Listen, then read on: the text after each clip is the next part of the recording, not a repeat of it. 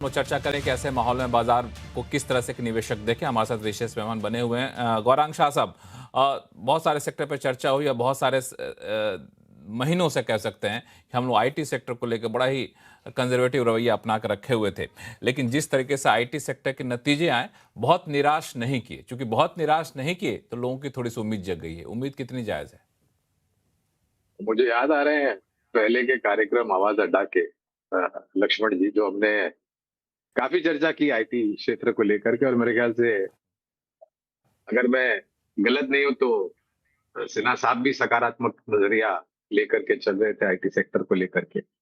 और हमने भी हमारा सकारात्मक नजरिया रखा था, और हमने ये भी कहा था कि हाँ, ये वास्तविकता बिल्कुल है और इससे इनकार नहीं किया जाता कि वो जो सुनहरा समय था आईटी क्षेत्र का योगदान का, निवेशकों को जिस प्रकार से निवेश की गई पूंजी पर मुनाफा खड़ा करके दे रहे थे, वो अब इतिहास हो चुका है। वो समय फिलहाल तो नहीं लगता है कि लौट करके आएगा। हाँ, लेकिन रिटर्न मिलेगा ऐसा नहीं है। और काफी लोगों ने, क्षमा चाहूंगा, लेकिन काफी लोगों ने एक मरणोपरांत लेख लिख लिया था आईटी सेक्टर को लेकर के। हम्म, और मैं ये कहता हूं कि आईटी सेक्टर में जो भी होता है ना, वो मनुष्य ही करता है। हम्म, ऊपर से परमात्मा नहीं भेजते हैं इसको। तो हम्म, ह्यूमन इंटरफेस इंटरफेस होना जरूरी है, अनिवार्य है। आईटी कंपनियों की जो कामकाज की रीति है, वो उसकी जरूरत पड़ेगी ही पड़ेगी। हाँ, परिवर्तन होता रहेगा। आगे जाकर के और भी बड़े बड़े परिवर्तन हो सकते हैं। बड़े बड़े AI tools, platforms, products, verticals वगैरह काफी सारा हो सकता है। और आईटी क्षेत्र निरंतर बदलाव होता रहता है। ये एक ऐसा क्षेत्र है जिसको बदलाव का सामना बहुत जोर शोर से करना पड़ता है और निरंतर करना पड़ता है। तो आज के तारीख में भी खरीदारी की राय है, छोटी, मझौली और दिग्गज तीनों जगह पर हमारी खरीदारी की राय है। निवेश का नजरिया आप में परिवर्तन करना पड़ेगा। बाकी अन्य क्षेत्र के मुकाबले आईटी क्षेत्र में आपको शायद थोड़ा बहुत लंबा नजरिया रखना पड़ेगा, पहली बात। दूसरी बात, जो जिस कंपनी का आप चयन करते हैं आईटी क्षेत्र में, वो भी आपको बहुत ही ध्यान रख के करना पड़ेगा। ऐसा नहीं कि कोई भी कंपनी में कर दिया और आपको मुनाफा मिलेगा। और एआई को लेकर के भी आज मेरे ख्याल से बाजार जब बंद हो रहा था, उसके पहले खबर आई थी एचसीएल टेक्कर को लेकर के। उड़ीसा में एक बहुत बड़ा एआई को लेकर के ये कामकाज और निवेश कर रहे हैं। कुछ आईटी कंपनियों ने, आईटी कंपनी, छोटी आईटी कंपनियों का अधिग्रहण किया है। तो उन सब कंपनियों पर, चुनिंदा कंपनियों पर आप नजर रख करके अभ्यास करके निवेश करेंगे, और ध्यान रखें, समय सीमा लंबी रखें, तो आपको रिटर्न बिल्कुल मिल सकता है। संजय सिन्हा सर, समय सीमा लंबी रखे, रिटर्न बेहतर मिलेगा। देखिए, मैं 2-3 बातें पहले रखना चाहूँगा लक्ष्मण जी। सबसे पहले ये कि जो हम ये समझ रहे हैं कि एआई पूरी तरह से सॉफ्टवेयर सर्विसेज़ को रिप्लेस कर देगी, आई थिंक ये असम्पशन गलत है।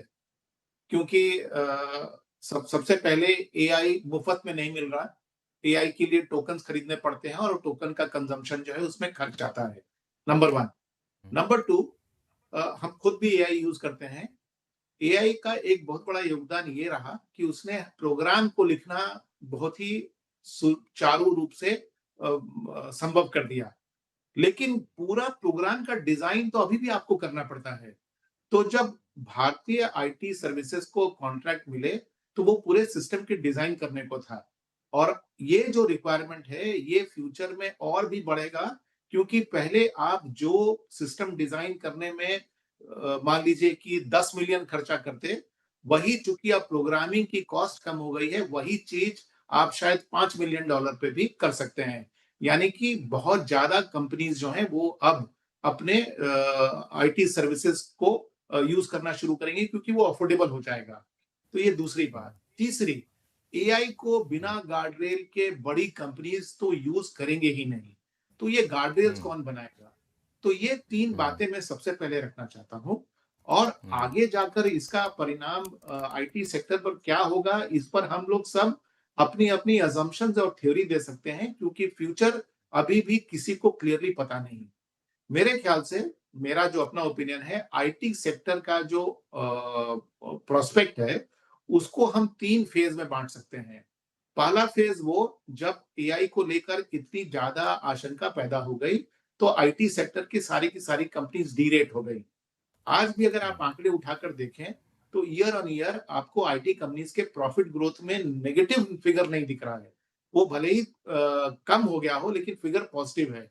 तो इतनी बड़ी डीरेटिंग शायद जायज़ नहीं थी। हम अब सेकंड फ़ेज़ में हैं, जिसको मैं समझता हूँ कि कंसोलिडेशन का फ़ेज़ है, जहाँ पर निवेशक इस बात को समझने की कोशिश कर रहा है कि आईटी सेक्टर का फ्यूचर क्या होगा। नाउ जो मैंने पहले 3 बातें कही उसको अगर हम सामने रखते हैं, तो मेरे ख्याल से फ्यूचर ये होगा कि आईटी सेक्टर की टॉप लाइन शायद कम हो, मार्जिन बढ़ जाएँगी क्योंकि हम कम खर्च पर वही चीज़ डिज़ाइन कर पाएँगे और हमारी पैट या तो बरकरार रहेगी या फिर वो इम्प्रूव करेगी। और अगर हमारी प्रॉफिट्स अगर पहले से अच्छी होगी, तो यही सेक्टर को रीरेट करने की भी संभावना है। तो ये मेरा असम्पशन है, ये मेरी थ्योरी है, जिसको कि मैं समझता हूँ कि 3 फेज़ में प्ले आउट करना है। लेकिन ये कैसे होगा, दूध का दूध और पानी का पानी हमको अगले 3 या 4 क्वार्टर के अंदर साफ-साफ पता चल जाएगा। 3 या 4 क्वार्टर के आसपास पता चल जाए। अभी अभिषेक अग्रवाल साहब, क्या वाकई हम आईटी सेक्टर को लेके कुछ ज़्यादा ही नकारात्मक हो गए थे या फिर अभी हम कुछ ज़्यादा ही सकारात्मक हो रहे हैं? देखिए, मेरी व्यू में तो मैं अभी भी अपना व्यू को मेंटेन करूँगा, जो फ़िलहाल कई समय से बदला नहीं है, जो नेगेटिव है। हुँ, एंड हुँ, मैं अगेन फैक्ट्स को अगेन जिन्होंने भी जो भी पर्सपेक्टिव रखा है पैनलिस्ट ने, वो सही रखा है और नज़रिया है हमारा सबका अपना-अपना। मैं आईटी को किस तरह से देखना चाह रहा हूँ कि आज अगर मैं आईटी सेक्टर में पैसे लगाऊँ, तो क्या हुँ, मैं एक लॉन्ग टर्म में पैसे बना पाऊँगा क्या? सवाल ये है। और इस सवाल में मेरा जवाब ये है कि मैं डाउटफुल हूँ।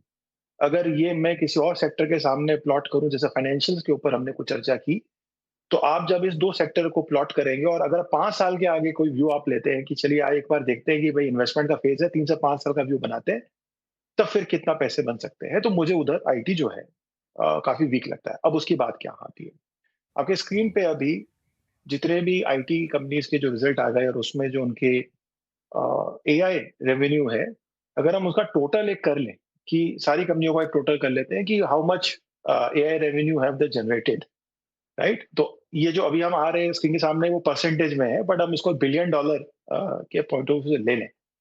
तो ये जो हुँ, टोटल कहानी है, वो आप देखोगे कि पूरे साल में अगर हम उसको कंप्यूट करें तो 100-120 बिलियन डॉलर से ऊपर का नंबर नहीं है। टोटल हुँ, इंडिया के आईटी सेक्टर की कंट्रीब्यूशन को लेके बात कर रहे हैं। अब आप इस नंबर को आप कंपेयर कर लें कोई भी 5th, 6th, 7th ranking company of US जहाँ पे आईटी की कोई कंपनी होगी, तो आपको दिख जाएगा कि कितना बड़ा फ़र्क है। तो अब हो क्या रहा है? हो ये रहा है कि अब जो रिज़ल्ट्स आए, रिज़ल्ट्स के ऊपर बात करते हैं। इन्फोसिस की गाइडेंस देखिए, उनकी गाइडेंस क्या है एफवाई 27 की रेवेन्यू गाइडेंस कि उनकी ग्रोथ होगी 1 से 3% के ब्रैकेट में।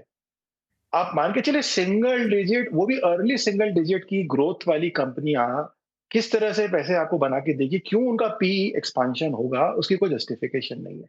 सो yes, they may continue getting the same revenue what they are having, but वहां ग्रोथ नहीं आएगी। ग्रोथ नहीं आएगी तो मल्टीपल एक्सपांशन भी नहीं हो सकता और जो ट्रेडिशनली उनके जो प्राइस है वो वहीं रहेंगे, आप उसमें ज्यादा अपसाइड नहीं देखेंगे। तो एक तो ये एक लॉजिकल फंडामेंटल फ्रेमवर्क है, अनलेस इनकी ग्रोथ ट्रेजेक्टरी चेंज नहीं हो जाती फॉर वॉट एवर रीजन, अगर एआई को भी इग्नोर एक बार कर दें, तो वो जस्टिफाई होना चाहिए, जो अभी फिलहाल कोई एविडेंस नहीं है। किसी भी कंपनी के सामने आप रिजल्ट प्लॉट कर ले, आपको हर जगह एक जो ग्रोथ है वो बहुत ही छोटी सी ग्रोथ है। अगर आप 2-3% ग्रोथ वाली सेक्टर या कंपनियां देख रहे हैं इंडिया जैसे कंट्री में जिसका ग्रोथ रेट 8% से ऊपर है, तो फिर वो जस्टिफाइड नहीं है। आई थिंक मार्केट की बड़े सिंपल प्रिंसिपल होती है कि आप inflation plus real growth rate ले लें, और हिस्टोरिकली इंडिया का अगर ये नंबर 14 से 15% है, तो आप मान के चलेंगे कि किसी भी कंपनी को, एक सेक्टर को 14 से 15% सालाना जो है ग्रोथ डिलीवर करनी चाहिए। ये एक आइडियल जो है बोला जाता है। ऑफ कोर्स मार्केट अगर